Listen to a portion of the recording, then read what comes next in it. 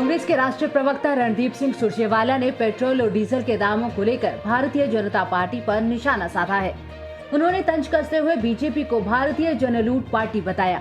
रणदीप सिंह सुरजेवाला ने ट्वीट करते हुए कहा कि पिछले 13 महीनों में पेट्रोल के दाम 24 रुपए 90 पैसे प्रति लीटर बढ़ाए गए, तो वहीं डीजल के दाम 23 रुपए 9 पैसे प्रति लीटर बढ़ाए गए।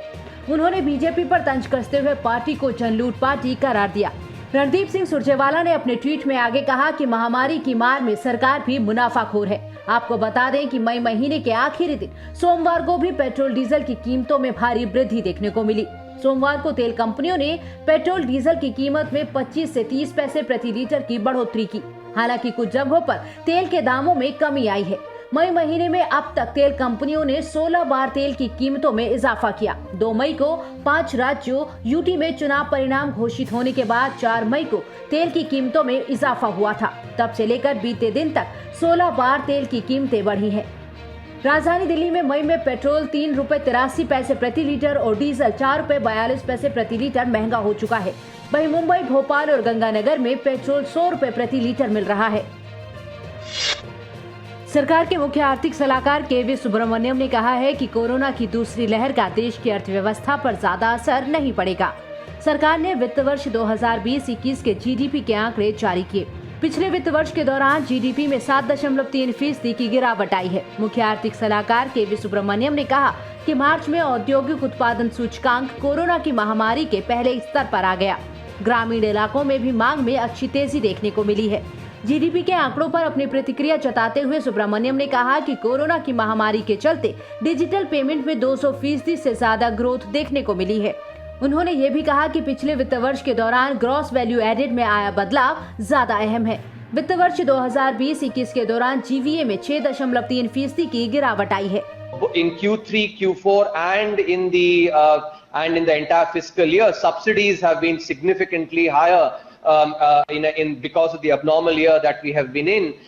Therefore, the overall growth, if you see the net taxes, which is your taxes minus subsidies, the growth in net taxes has been minus 18.4%, and this is primarily because of the significant increase in subsidies and to some extent the change in the accounting in the reporting methodology, and so in the reporting of balance sheet items.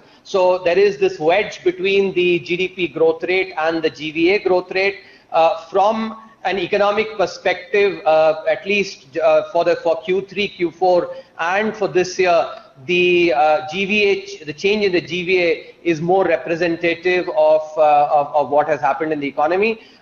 But this is just for, I would think this would be for the exceptional circumstances that we are in. If you see, GVA change is 3.7% for Q4, while GDP growth is 1.6%.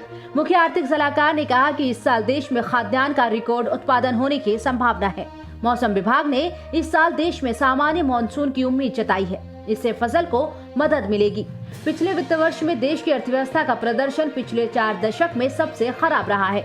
हालांकि पिछले वित्त वर्ष में GDP में 8% की गिरावट का अनुमान जताया गया था। इस तरह असल गिरावट अनुमान के मुकाबले कम है। जीडीपी के आंकड़ों से ये भी पता चलता है कि दिसंबर तिमाही में घरेलू अर्थव्यवस्था ग्रोथ में लौट आई थी।